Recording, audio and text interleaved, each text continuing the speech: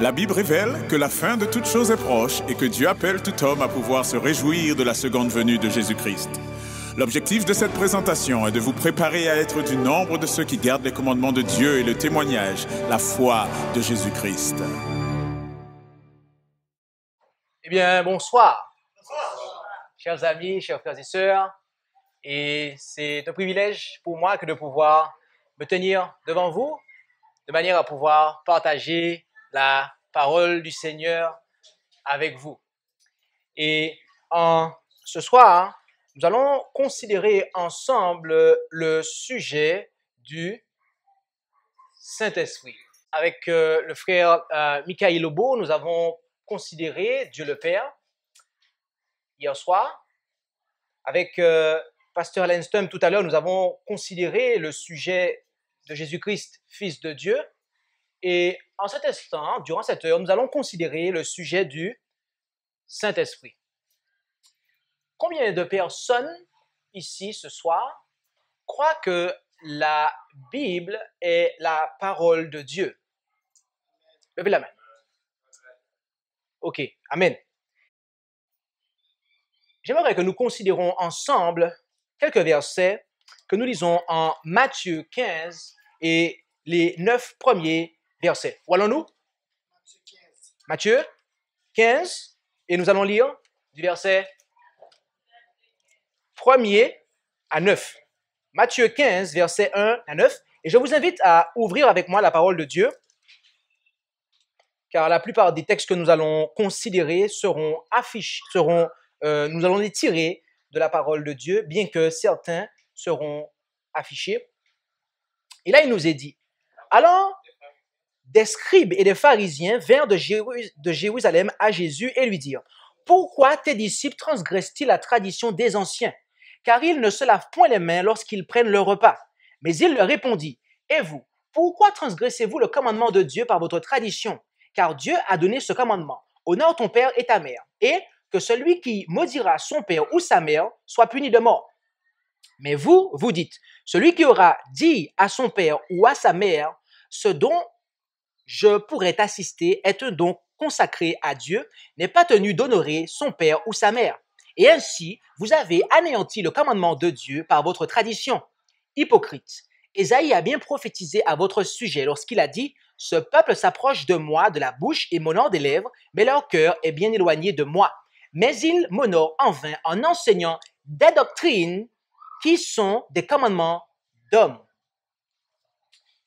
Ici, Jésus était en train d'exposer à ses auditeurs qu'il y a un contraste, il y a une opposition entre les commandements de Dieu et les traditions des hommes, entre ce que Dieu commande et ce que les hommes enseignent.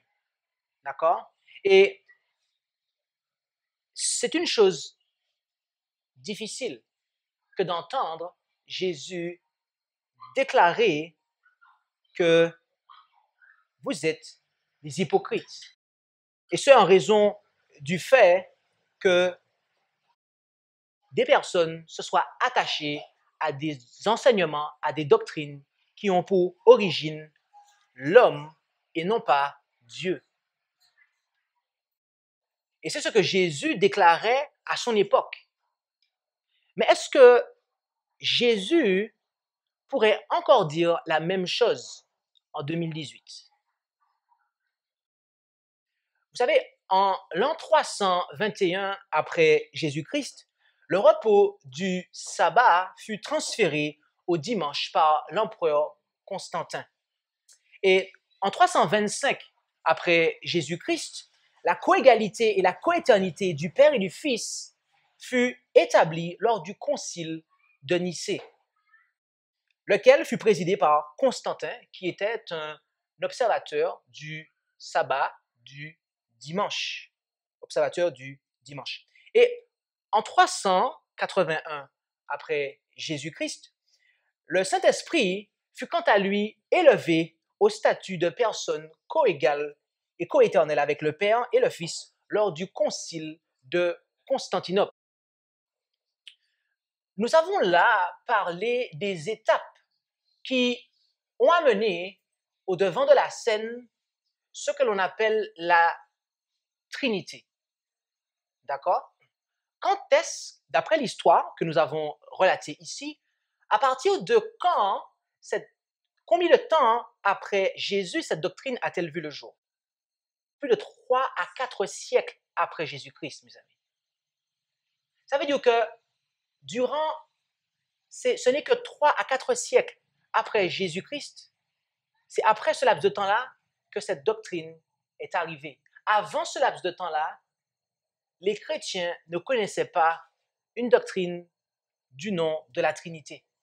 Ils ne connaissaient pas un Dieu trinitaire.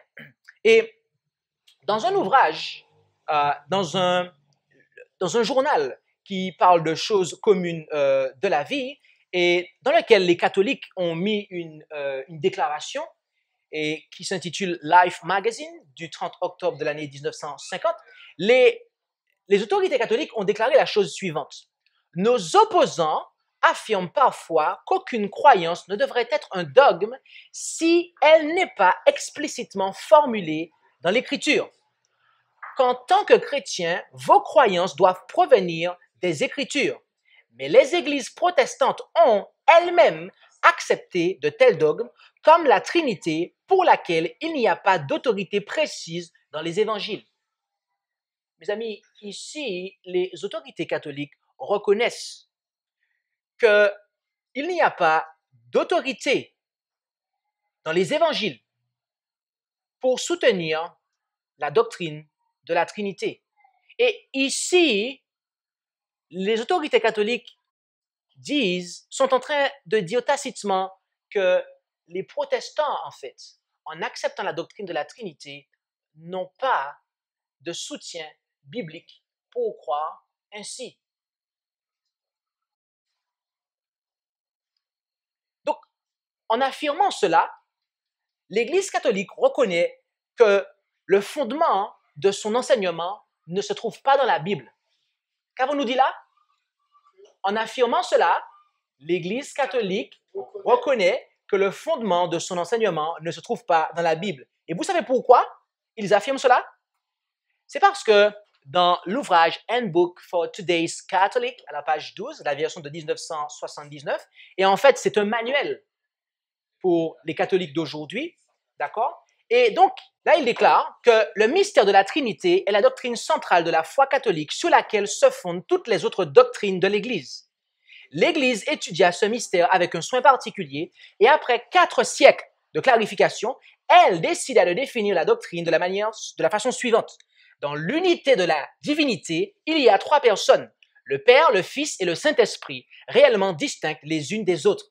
Ainsi, dans les termes du credo d'Athanase, le Père est Dieu, le Fils est Dieu et le Saint-Esprit est Dieu, et pourtant, il n'y a pas 3 dieux, mais un Dieu. Le mystère de la Trinité, d'après l'Église catholique, qu'est-ce que cela est? La doctrine centrale de la foi catholique. D'accord? Et sur cette doctrine centrale, dites-moi qu'est-ce qui se fonde d'après les autorités catholiques? Toutes les autres doctrines. Donnez-moi des exemples de doctrines catholiques. L'adoration de Marie, l'offrande des indulgences, c'est ça? Le purgatoire, la non-immortalité de l'âme,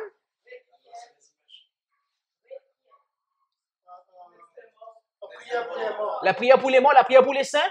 Tout cela, dit l'Église, toutes ces doctrines-là reposent sur la doctrine de la Trinité, d'après ce que l'Église catholique déclare. Et elle continue en disant que l'Église étudia ce mystère avec un soin particulier et après 4 siècles de clarification, comme on l'a vu avec l'histoire, c'est elle qui décida. C'est l'Église qui décida de définir la doctrine de la façon suivante. Ce n'est pas la parole de Dieu, mes amis. Et c'est l'Église qui a étudié ça. Et c'est l'Église catholique, bien évidemment, qui a décidé de cela. Est-ce que vous vous rendez compte à présent du caractère frêle, du caractère fragile de cet enseignement? nous ne sommes pas ici en train d'attaquer des personnes qui sont catholiques. D'accord? Mais nous sommes en train ici de montrer que le système catholique est fondé d'une manière peu solide. Et en Acte 20, où allons-nous? Acte 20, je vous invite à ouvrir vos Bibles avec moi. Acte, chapitre 20, versets 29 et 30. Nous lisons là, l'apôtre Paul déclare, « Car je sais qu'après mon départ, il s'introduira parmi vous des loups ravissants qui n'épargneront point le troupeau, et qu'il s'élèvera parmi vous des hommes qui annonceront des doctrines pernicieuses afin d'attirer des disciples après eux. » Remarquez que l'apôtre Paul a prédit une apostasie après son départ. Et remarquez ce qui s'est passé. Remarquez ce qui a eu lieu 4 siècles après, où cela a abouti. Vous savez, lorsque Dieu suscita le peuple adventiste vers la moitié du 19e siècle, comme nous l'avons vu avec le pasteur Allen lors de la première présentation hier soir, eh bien, il les conduisit à retourner à la compréhension biblique concernant le Saint-Esprit. Et cela est exprimé de la façon suivante dans les principes fondamentaux des adventistes du 7e jour de l'année 1889, où ils ont exprimé le point suivant comme suit. Ils croient qu'il y a un seul Dieu, un être personnel, spirituel, le créateur de toutes choses, omniprésent, omniscient et éternel, infini en sagesse, en sainteté, en justice, en bonté, en vérité et en miséricorde, immuable et partout présent par son représentant, le Saint-Esprit. Lisons-nous le psaume 39, verset 7. Et c'est ce texte qui est donné comme référence. Mais voyez-vous, la croyance fondamentale numéro 2 de la dénomination des adventistes du 7e jour moderne fait étrangement écho au concile de Nicée. D'ailleurs, comme toutes les autres églises protestantes, leur conception de Dieu ressemble étrangement à cela. Ils disent, dans la croyance fondamentale numéro 2, la Trinité. Il y a un seul Dieu. Notez, Père, Fils et Saint-Esprit. Unité de 3 personnes coéternelles. Rappelez-vous qu'avec le frère Obo, nous avons vu qui est Dieu le Père. Avec le pasteur Allen Stump, nous avons vu qui est le Fils de Dieu. Nous avons vu qu'il n'y a qu'un seul Dieu dans la Bible. Et il est présenté comme étant le Père. Mais dans l'adventisme moderne, tout comme dans toutes les dénominations chrétiennes aujourd'hui, baptistes, méthodistes, pentecôtistes et tous les autres noms que vous pourrez aligner avec les autres que j'ai mentionnés ici, ils disent qu'il n'y a qu'un seul Dieu. Et que ce seul Dieu est Père, Fils et Saint-Esprit.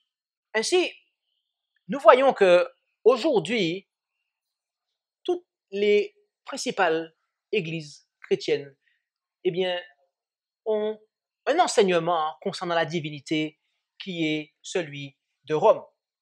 Et nous allons, en ce soir, considérer, comme je vous l'ai dit, après avoir introduit le sujet de la sorte, considérer de manière attentive et minutieuse le Saint-Esprit.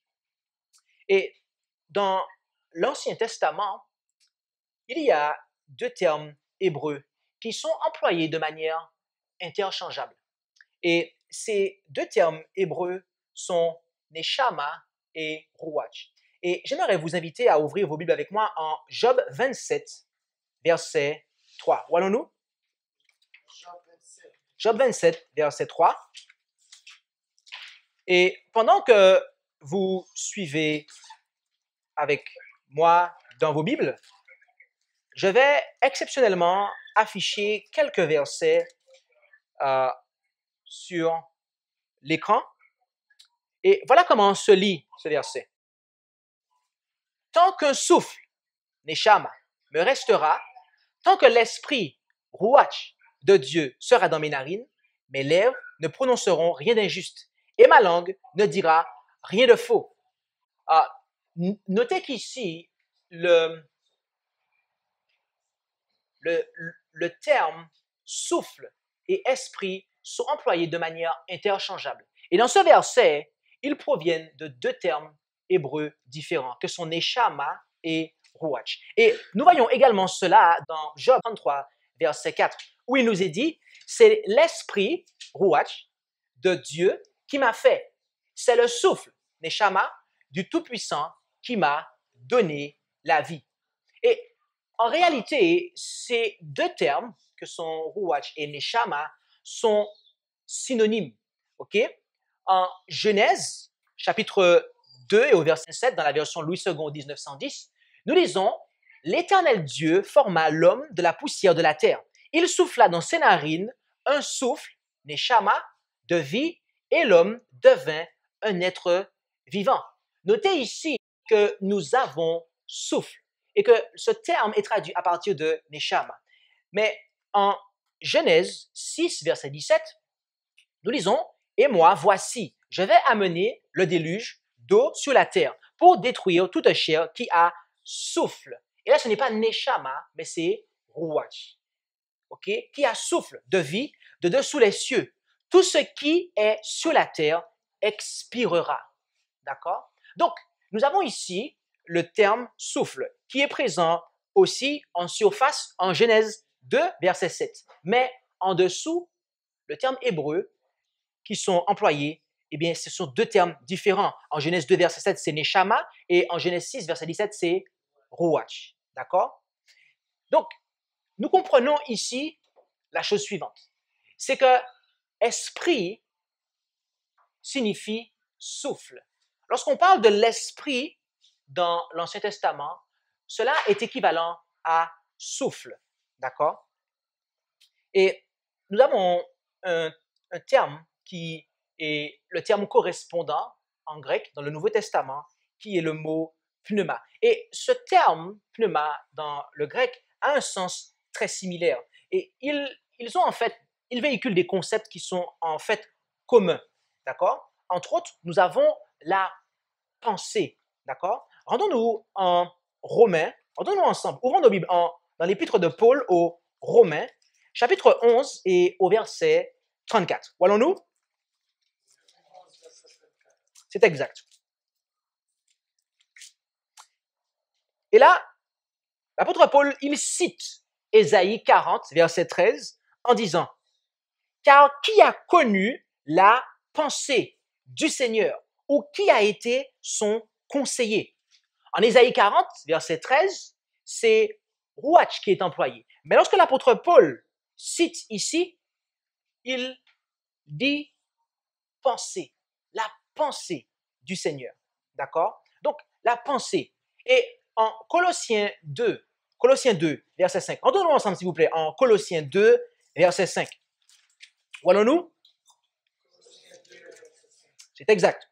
Et là, nous lisons, où l'apôtre Paul dit, « Car si je suis absent de corps, je suis pourtant avec vous en esprit, me réjouissant de voir parmi vous le bon ordre et la fermeté de votre foi en Christ. » Donc, l'apôtre Paul dit qu'il est présent en esprit. Qu'est-ce que cela signifie? C'est-à-dire que son être, sa personne intérieure, ok, il était, avec eux dans ce sens, d'accord, par la pensée, d'accord, il était présent avec eux. Donc, voilà déjà des concepts, ok, que nous pouvons établir à partir de versets qui nous permettent de faire la transition entre l'Ancien et le Nouveau Testament. Mais l'esprit, quand nous parlons de l'esprit, la Bible nous présente également que cela a pour sens les paroles.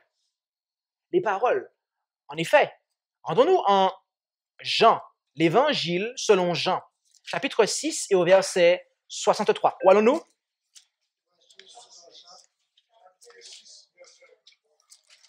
Jean 6, 63, c'est exact. Et là, nous lisons.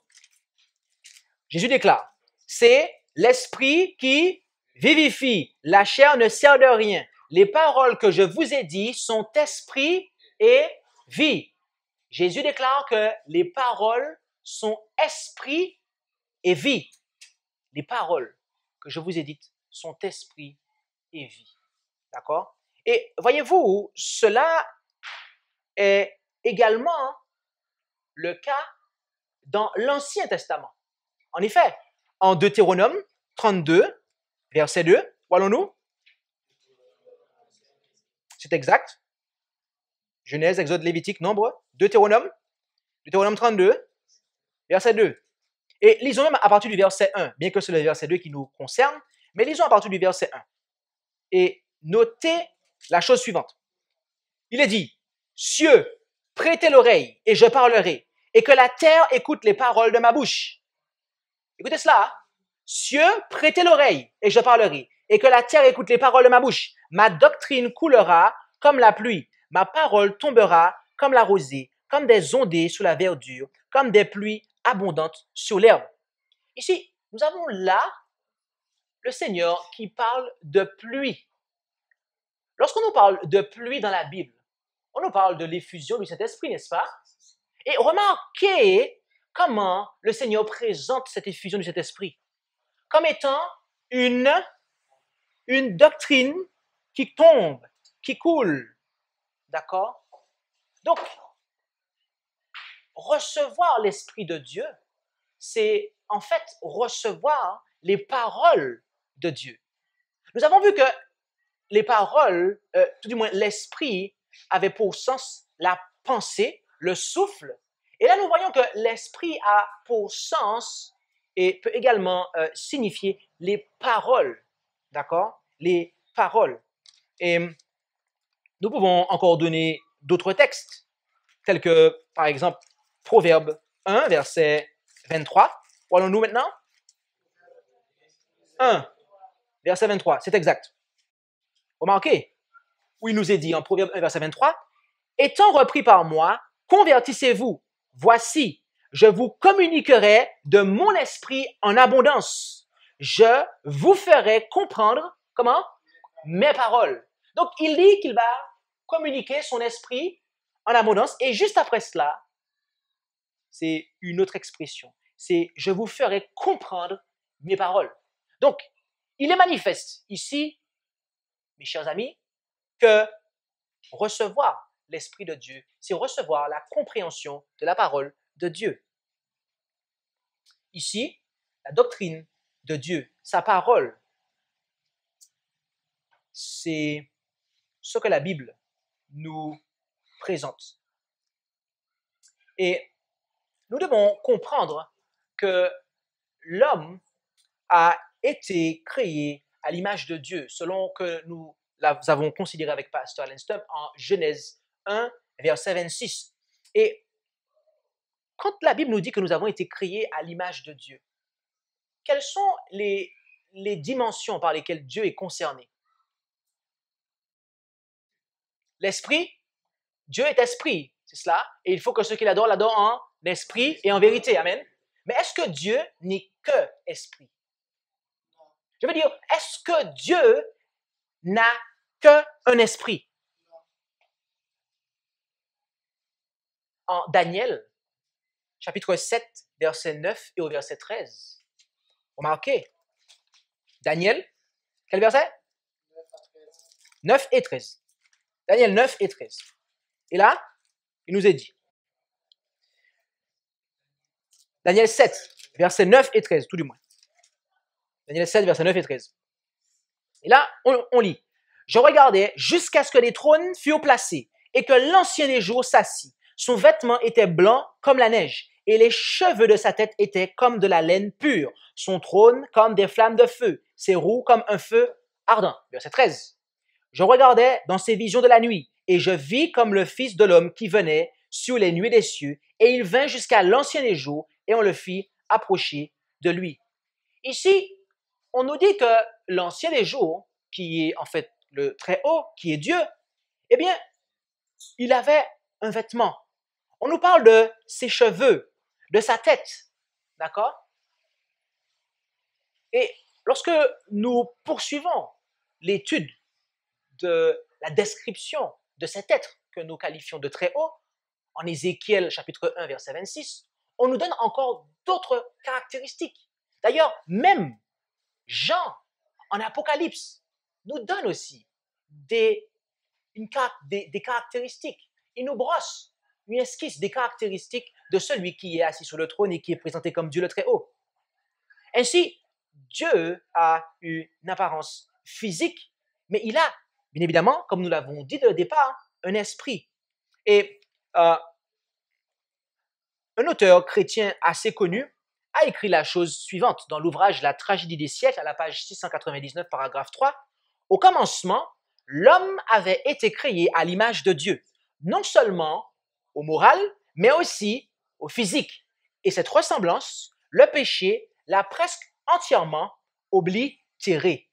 Donc, nous avons là un témoignage, d'accord, de cet auteur inspiré qui est rendu de ce que l'homme a été créé à l'image de Dieu selon deux aspects, intérieur, extérieur, moral et physique. Ainsi, l'Esprit de Dieu est donc son être intérieur, lequel n'est pas limité à sa forme physique. C'est-à-dire que Dieu, le Père, il est présent à un endroit bien précis dans l'univers, d'accord? Mais par son esprit, d'accord, il peut être omniprésent. Et voyez-vous, cette ressemblance a ses limites, d'accord? Cette ressemblance entre Dieu et l'homme a ses limites. En effet, seul l'Esprit de Dieu peut avoir une existence consciente séparée de sa forme physique. Autrement dit, Dieu peut être bel et bien présent à un endroit, okay, et nous savons qu'il est présent dans le lieu très saint du sanctuaire céleste, okay, à l'heure actuelle, et pourtant, par son esprit, être omniprésent et habiter dans chacun de ceux qui le reçoivent et qui sont devenus ses enfants. Et voyez-vous, l'apôtre Paul va jusqu'à comparer l'Esprit de Dieu et celui de l'homme, selon ce que nous lisons en 1 Corinthiens, chapitre 2, versets 10 à 16. Où allons-nous? 1 Corinthiens 2, versets 10 à 16. Et là, on dit, nous lisons, « Mais Dieu nous les a révélés par son esprit, car l'esprit sont toutes choses, même les profondeurs de Dieu. » Quel esprit qui sont toutes choses, même les profondeurs de Dieu?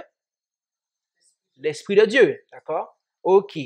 Verset 11. « Car qui est-ce qui connaît ce qui est en l'homme, si ce n'est l'esprit de l'homme qui est en lui?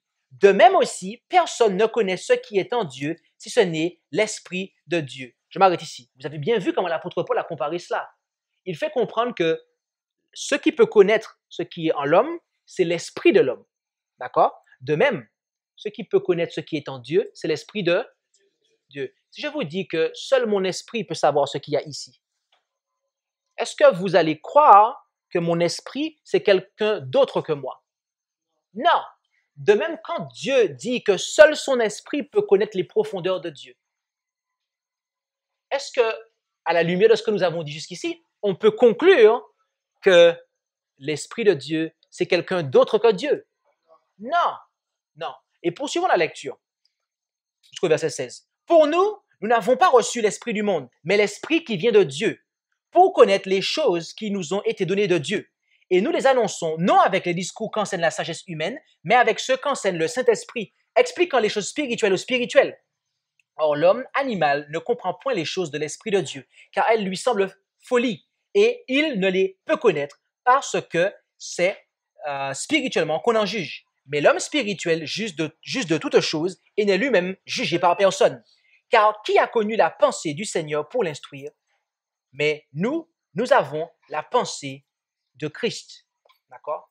Donc, ici, nous voyons de manière très claire que eh bien, lorsque nous parlons de l'Esprit de Dieu, nous faisons bel et bien allusion à Dieu lui-même.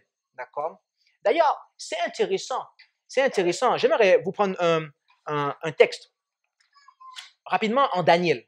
Daniel, le livre du prophète Daniel, est au chapitre 2. Et lisons le verset 1er. Daniel, chapitre 2, et lisons le verset 1er. Et là, on nous dit, « Or, la seconde année du règne de Nebuchadnezzar, Nebuchadnezzar eut des songes, et son esprit fut troublé, et son sommeil interrompu. » Dites-moi, d'après le texte biblique, je dis bien, d'après le texte biblique, qu'est-ce qui a été troublé? L'esprit de Nebuchadnezzar. OK, maintenant, je voudrais vous poser une question. Est-ce que Nebuchadnezzar a été troublé? Ah bon? Mais pourtant, le texte dit que c'est son esprit qui a été troublé.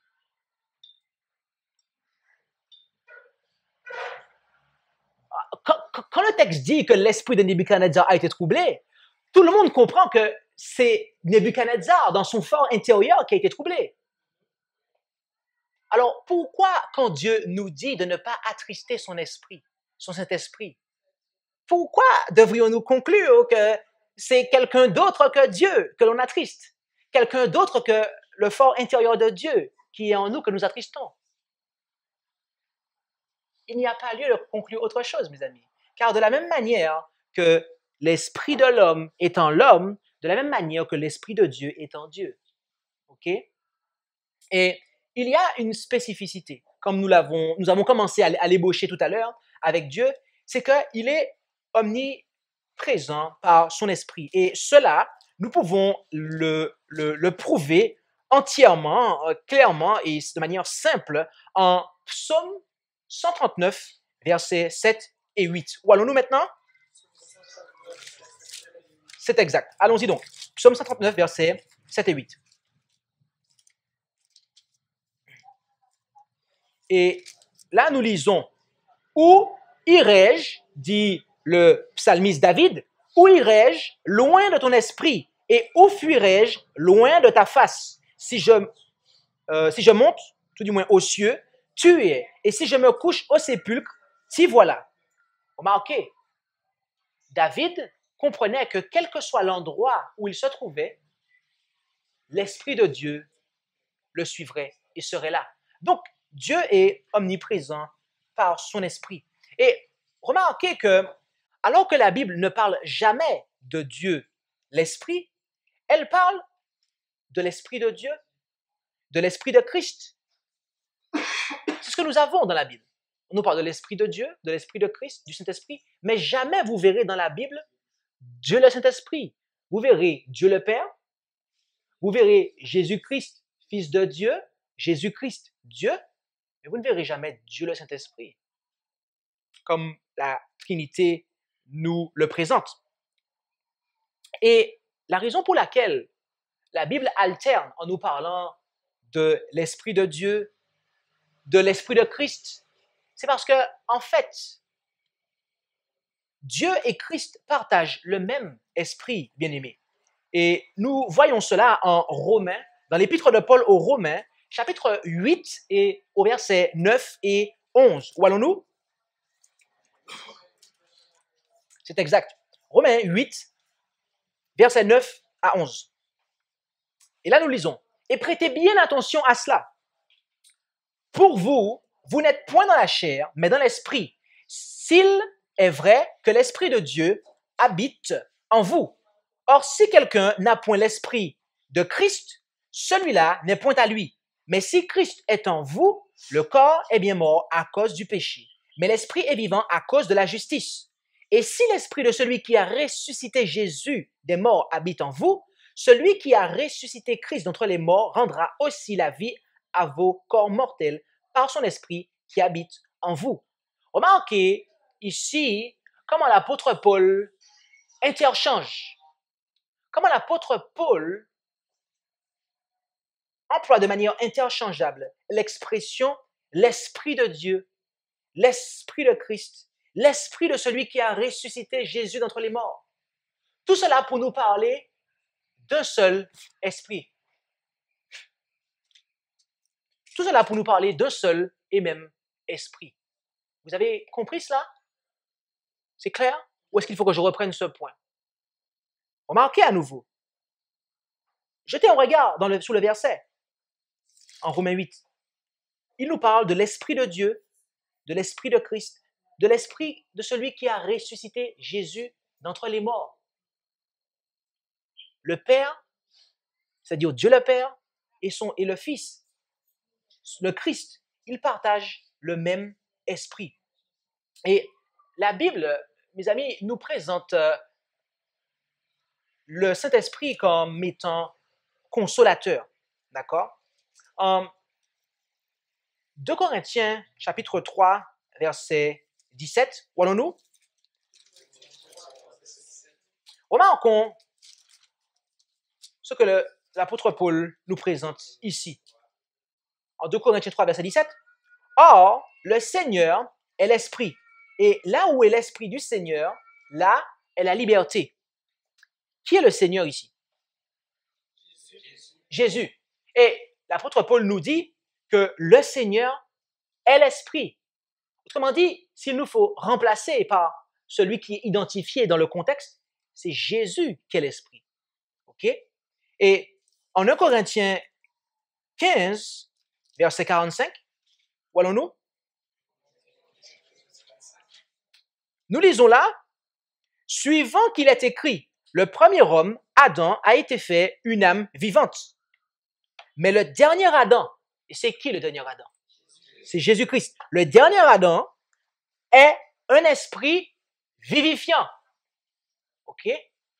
Le dernier Adam, Jésus, est un esprit vivifiant.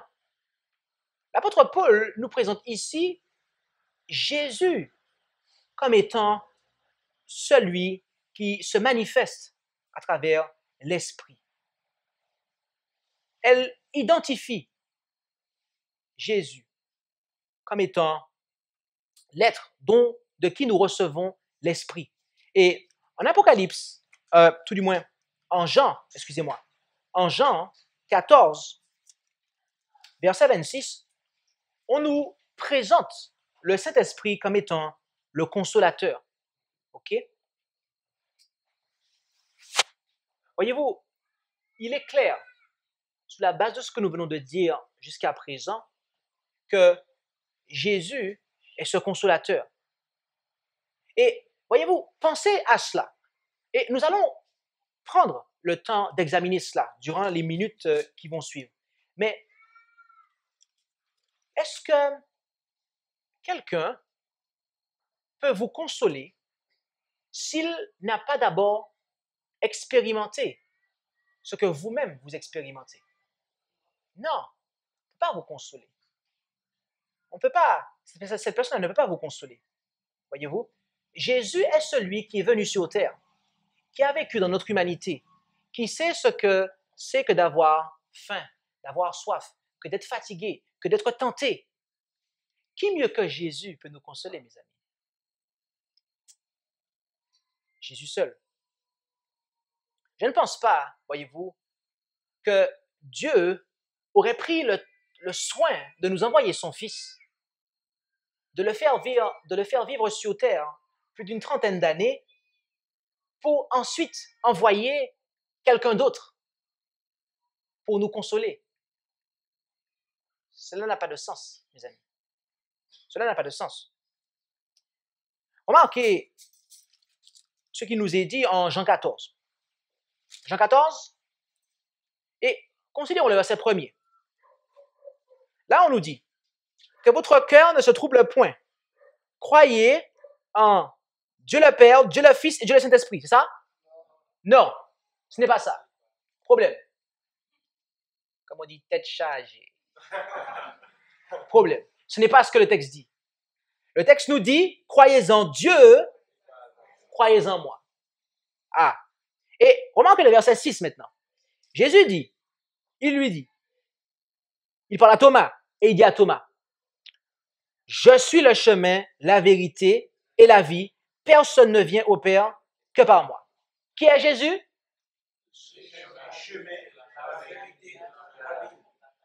Jésus est le chemin, la vérité et la vie. OK. Remarquez ce que Jésus dit à partir du verset 15 maintenant de Jean 14. Jean 14, verset 15. Si vous m'aimez, gardez mes commandements, et je prierai le Père qui vous donnera un autre consolateur pour demeurer éternellement avec vous. L'Esprit de vérité. Stop. Stop. Jésus dit qu'il priera le Père qui nous enverra un autre consolateur, et cet autre consolateur est l'Esprit de vérité. L'Esprit de vérité. L'Esprit de vérité. Mes amis, qui est la vérité? Jean 14, verset 6, Jésus nous dit qu'il est le chemin, la vérité et la vie. Donc, quand on nous parle de l'Esprit de vérité, c'est l'Esprit de qui, en fait? L'Esprit de Jésus. OK. D'accord.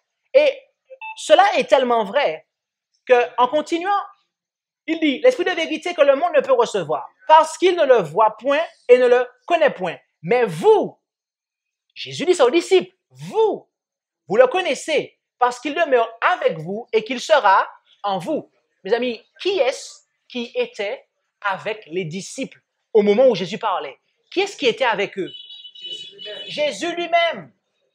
Donc, Jésus est en train de leur dire, moi qui suis le chemin, la vérité et la vie, je prie le Père afin qu'il vous envoie l'Esprit de vérité, c'est-à-dire mon esprit, et qui viendra habiter en vous. Il est avec vous, mais bientôt il sera en vous. Et cela est tellement vrai qu'au verset 18, remarquez ce qu'il dit. Verset 18, je ne vous laisserai point orphelin, je viens à vous. C'est qui le je ici? Jésus. Donc, c'est qui va venir en eux? C'est Jésus.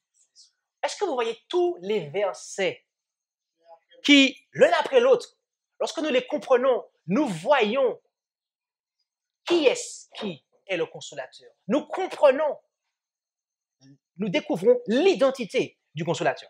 Et cela est très intéressant, mes amis, car le mot consolateur vient d'un terme grec qui est parakletos. Car on nous dit ici, le mot consolateur est traduit à partir du grec parakletos. Et est-ce que vous savez comment ce terme grec parakletos est traduit à un autre endroit, justement par Jean, dans ses épîtres?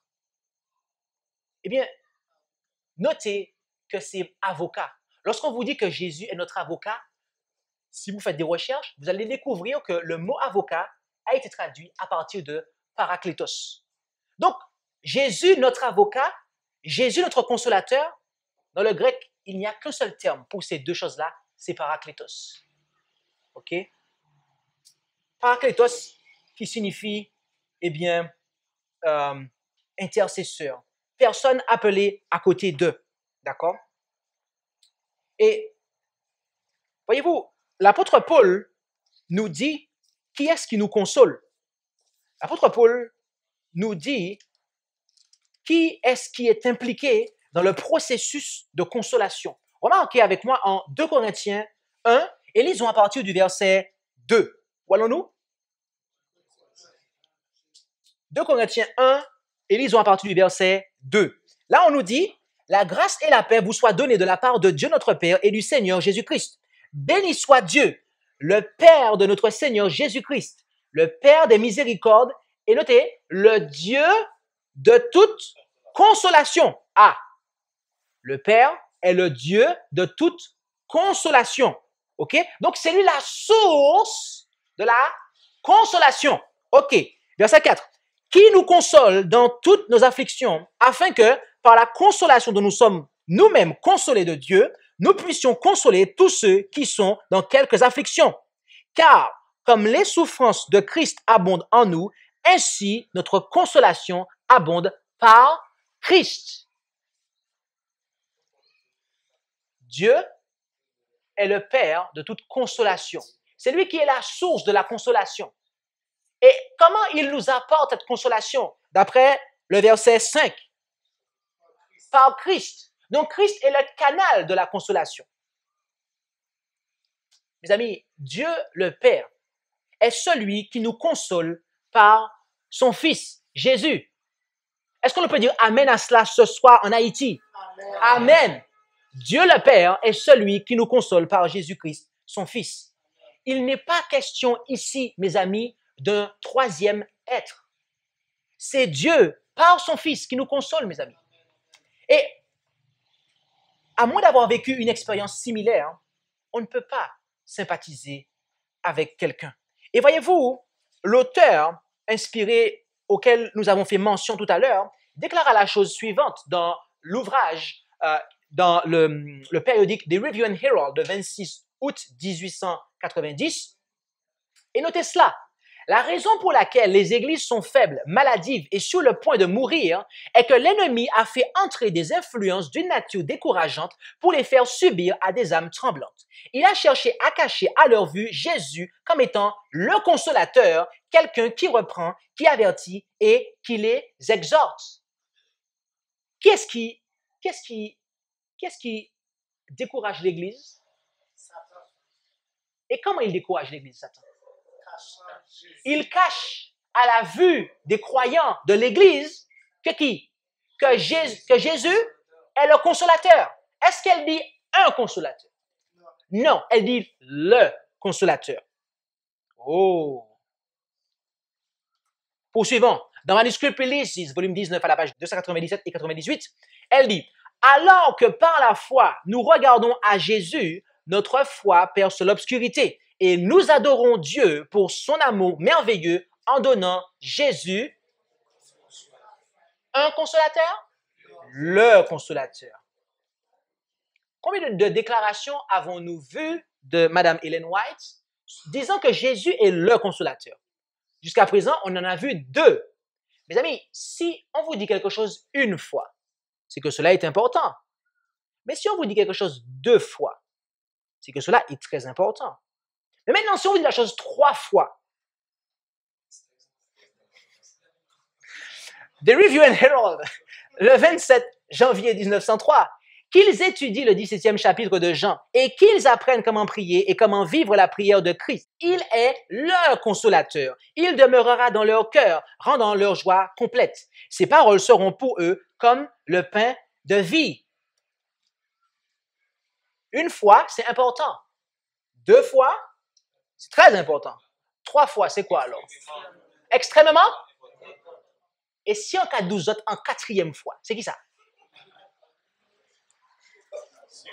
Manuscrit Releases, volume 9, page 49. Le Sauveur est notre consolateur. Cela, j'en ai fait l'expérience. En tout cas, oui. Merci, ça va l'écrire. Merci. Le Sauveur est notre consolateur. C'est ce que l'auteur déclare, mes amis.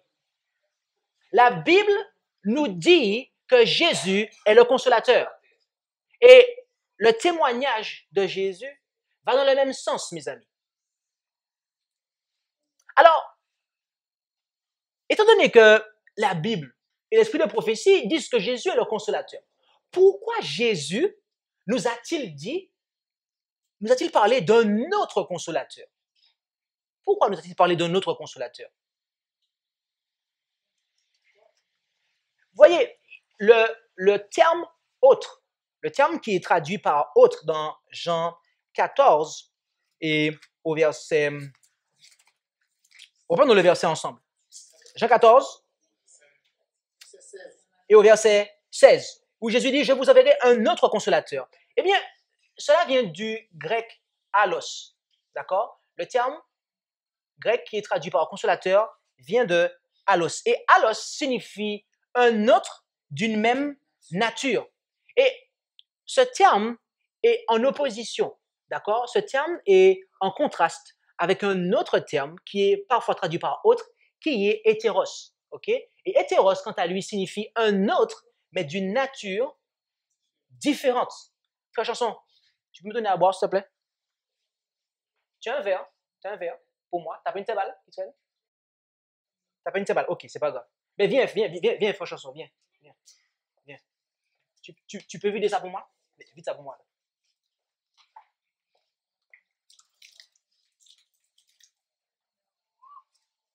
Tiens ça. Frère Chanson, viens voir, je vais me donner à boire, s'il te plaît. Stop, merci. Disons que ça, c'est un verre d'eau. Ça, c'est un verre, d'accord? Une table en plastique. OK?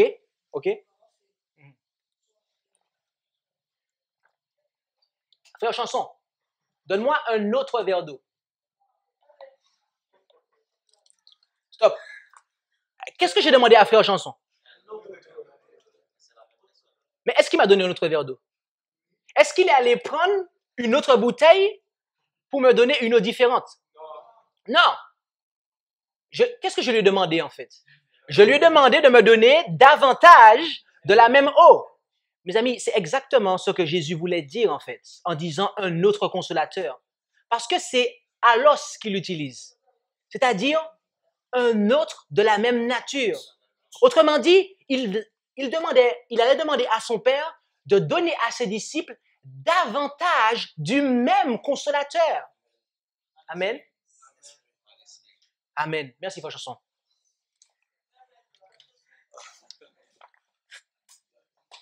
Mes amis, le réconfort, le consolateur que les disciples devaient recevoir serait de la même nature.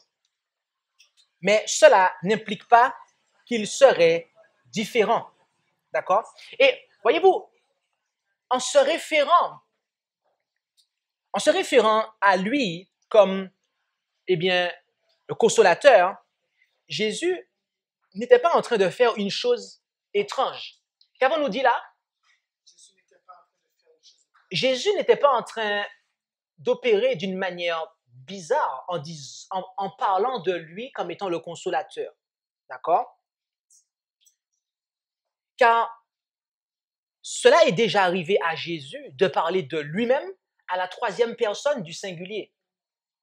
Par exemple, je pourrais dire, moi je parle et je vous dirais, regardez le prédicateur qui est devant vous. C'est moi qui parle. Et je vous dis de me regarder. Mais je ne vous dis pas de me regarder, je ne vous dis pas regardez-moi. Je vous dis regardez le prédicateur qui est devant vous. Je parle de moi à la troisième personne du singulier. C'est exactement ce que Jésus est en train de faire là. Et il l'a aussi fait ailleurs. Quand Jésus dit le Fils de l'homme reviendra, le Fils de l'homme ceci, le Fils de l'homme cela. De qui parle-t-il? Il parle de lui-même. Mais pourtant, il ne dit pas, moi, je vais revenir, moi, je suis le Fils de l'homme. Il dit directement le Fils de l'homme. Mais nous tous, nous comprenons qu'il s'agit de Jésus, ok? Donc, ce n'est pas une chose étrange qu'il fait lorsqu'il parle de lui à la troisième personne du singulier. Et remarquez la déclaration de l'auteur, du même auteur que tout à l'heure, dans Manuscrit Elisis, volume 14, à la page 23, où on nous dit, encombré de l'humanité, Christ ne pouvait pas être personnellement en tout lieu. C'est pourquoi il était avantageux pour eux qu'il les quitte, qu'il aille vers son Père et qu'il envoie l'Esprit Saint pour qu'il soit son successeur sur la terre. L'Esprit Saint est lui-même dépouillé de la personnalité humaine et indépendamment de celle-ci, il allait se représenter lui-même comme l'omniprésent, partout présent par son Saint-Esprit. Ici, l'auteur nous dit que Jésus était encombré de l'humanité. Et à cause de l'humanité, il ne pouvait pas personnellement être en tout lieu. Et c'est pourquoi il était en train de faire la prière. D'accord? Il priait à son Père. Il disait à ses disciples qu'il allait prier son Père pour leur envoyer le Saint-Esprit. Et ici, l'auteur nous dit qui est le Saint-Esprit. Le Saint-Esprit, c'est lui-même. C'est qui le lui-même ici? C'est Jésus-Christ, mes amis. C'est Jésus-Christ dépouillé de la personnalité humaine.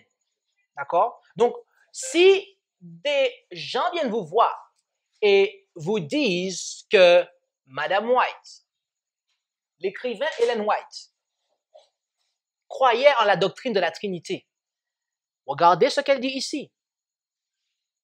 Regardez ce qu'elle dit ici. Elle dit que l'Esprit Saint, c'est lui-même dépouillé de la personnalité humaine.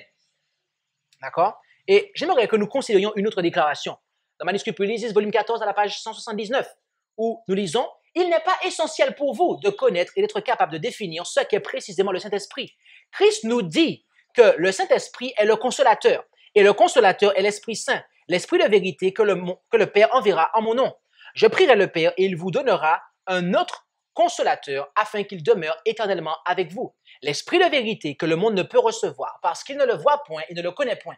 Mais vous le connaissez car il demeure avec vous et il sera en vous. Et elle cite Jean 14, 16 et 17. Et en continuant, elle déclare, cela se réfère à l'omniprésence de l'Esprit de Christ, appelé le Consolateur.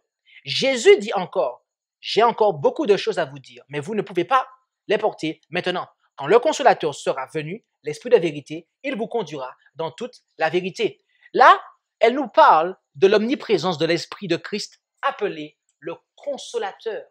D'accord? Donc, le Consolateur, c'est l'omniprésence de l'Esprit de Christ. OK? Et même en continuant, elle dit, il est de nombreux mystères que je ne cherche pas à comprendre ou à expliquer. Ils sont trop élevés pour moi et trop élevés pour vous. Sur certains de ces points, le silence est d'or. La piété, la dévotion, la sanctification de l'âme, du corps et de l'esprit, c'est là ce qui est essentiel pour nous tous.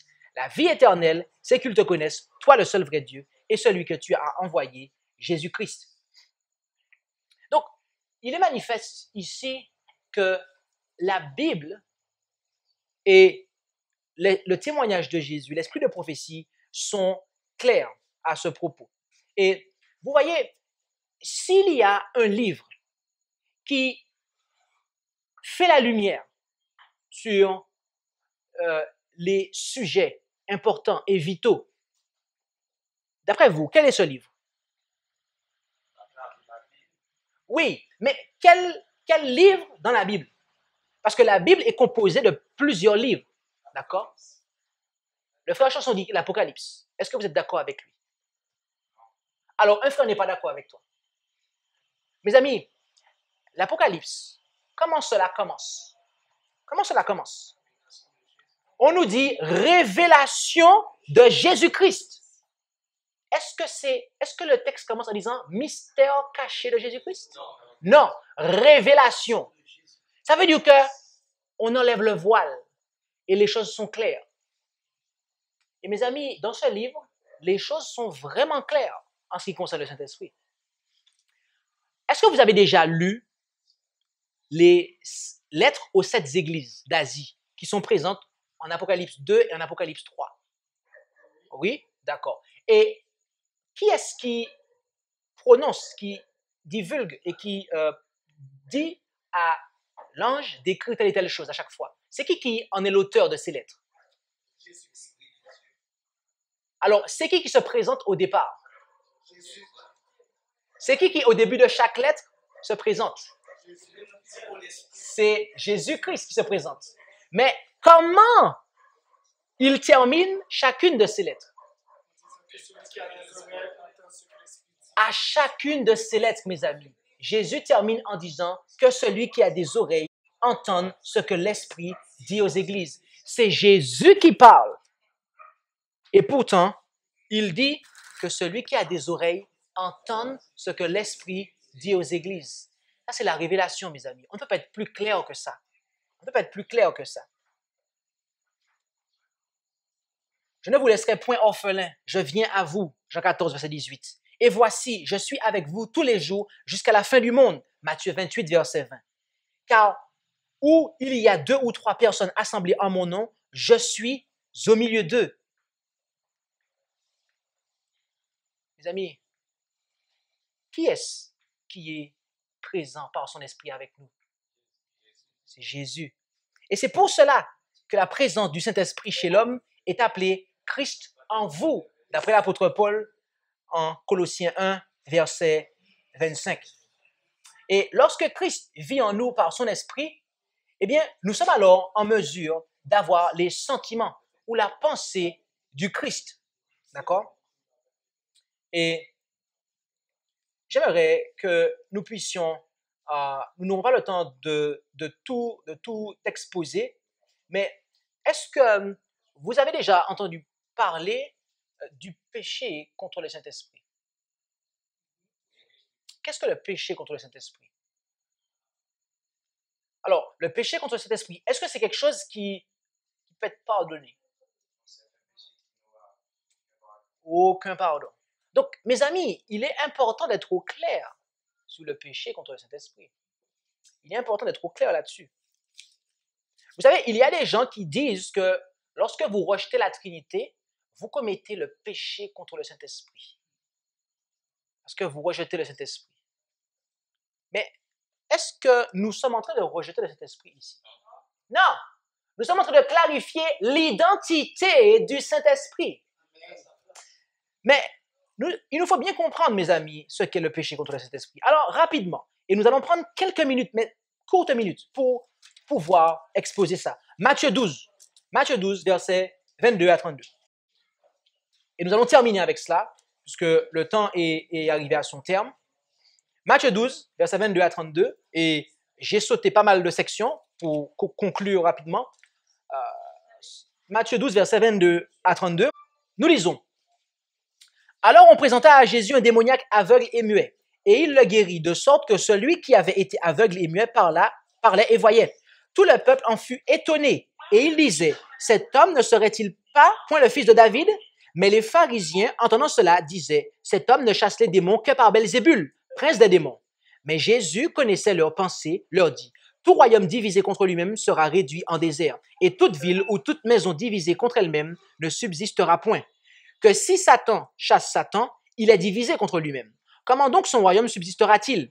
Et si je chasse les démons par Belzébul, vos fils par qui les chassent-ils? C'est pourquoi ils seront eux-mêmes vos juges. Mais si je chasse les démons par l'Esprit de Dieu, le règne de Dieu est donc venu vers vous.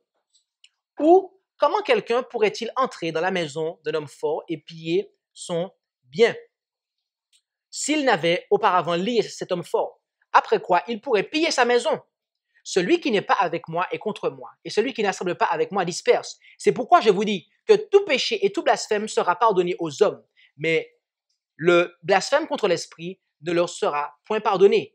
Et si quelqu'un a parlé contre le Fils de l'homme, il lui sera pardonné. Mais celui qui aura parlé contre le Saint-Esprit n'en obtiendra le pardon ni dans ce siècle, ni dans celui qui est à venir. Est-ce que Jésus était en train ici de combattre la doctrine de la Trinité? Est-ce que c'est ce qu'il est en train de faire ici? De manière directe. Ce n'est pas ce qu'il est en train de faire ici. Jésus était en train de faire un miracle. D'accord? Il était en train de faire un miracle. D'accord? Et il faisait le miracle par la puissance de Dieu. C'est par la puissance de Dieu que Jésus était en train d'accomplir un miracle. Mais les Juifs disaient que non, ce n'est pas par la puissance de Dieu, c'est par la puissance de Satan qu'il accomplit ce miracle. D'accord? Et c'est à cette occasion que Jésus leur a fait comprendre que là, ils étaient en train de pécher contre l'Esprit. C'est-à-dire que l'œuvre de Dieu, ils étaient en train de la qualifier d'œuvre de Satan. Et mes amis, c'est ça le péché contre le Saint-Esprit. C'est qualifier l'œuvre divine d'œuvre satanique et vice-versa, l'œuvre satanique d'œuvre divine.